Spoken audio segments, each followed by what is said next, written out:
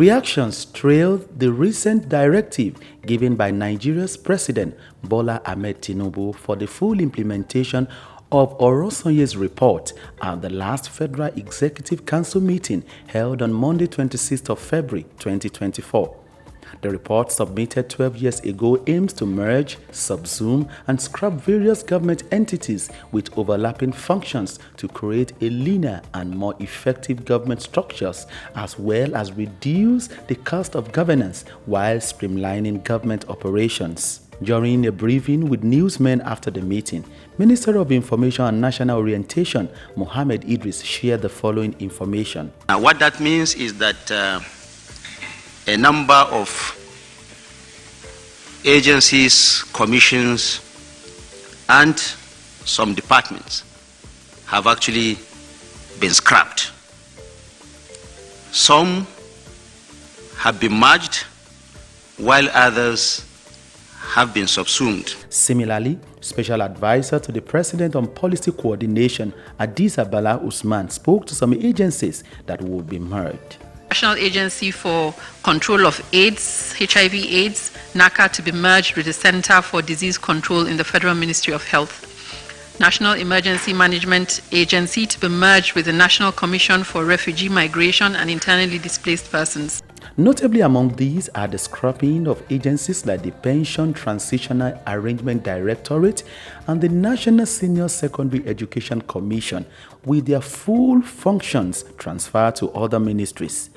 Additionally, various agencies are slated for mergers, such as the National Agency for the Control of AIDS, merging under the Center for Disease Control. Several others, including the Nigerian Investment Promotion Commission and the National Institute for Leather Science Technology, are to be merged with relevant counterparts. Furthermore, certain agencies like the Niger Delta Power Holding Company and the National Blood Service Commission are said to be relocated to different ministries for more effective operations.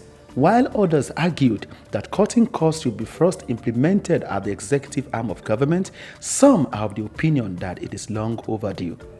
Speaking on Souqnews flagship program, an associate of the Institute of Banker,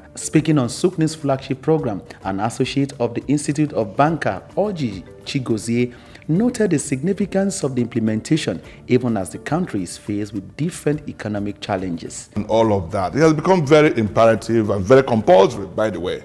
So, we thank God that the president has taken the bold step to, get this done. He's been waiting, for us to do in the past decade or more than that, and we can't afford to not do it at this point. Nigeria, at this point, some people don't understand the data and the figures we're looking at. We're still proposing a budget of 25 trillion and all of that. But Nigeria has not raised more than 10 trillion ever in our whole life. And this year, the actual estimate I'm making is around 7 to 8 trillion naira as revenue. And we plan to spend 25 trillion.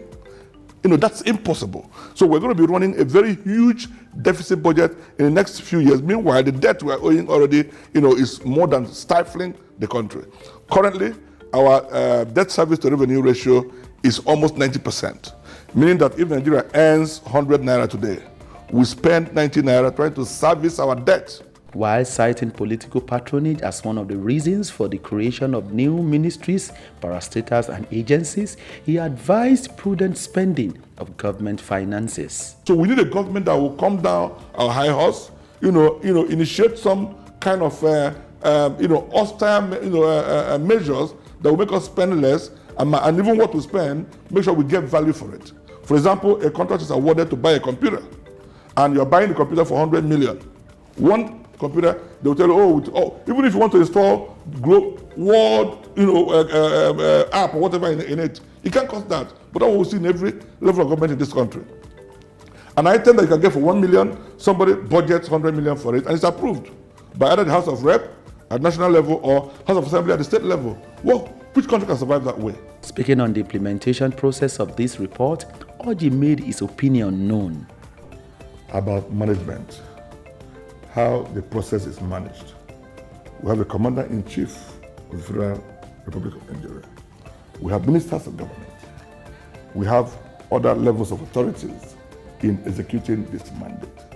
If a leader is upright and righteous and impartial in the way they appoint people, in the way they elevate people, in the way they give assignments, then quarrels and conflicts will be minimized. However, in any institution, whether private or public, there will always be conflict. Conflicts are normal in human dynamics and relationships. So, but to minimize conflict, you must assign people to their areas of competence. You must give people roles that are qualified to manage. And we must begin to, even though we try to satisfy the federal character thing, but you must do that correctly. As much as you want every part of the country to feel included, you must also look at the competence. Let every state give us their best people, personnel. Not those who belong to APC or PDP or Labour Party or other parties. Party loyalty might play some part. That's the reality of life. But if you combine that with, even in parties, there are also competent people. So find them. So recruitment is going to be a big issue here. Not just fresh people, but recruiting within the agencies the right person to the right position. If you do that, and you do that impartially, complaints will still be there, but won't be as much.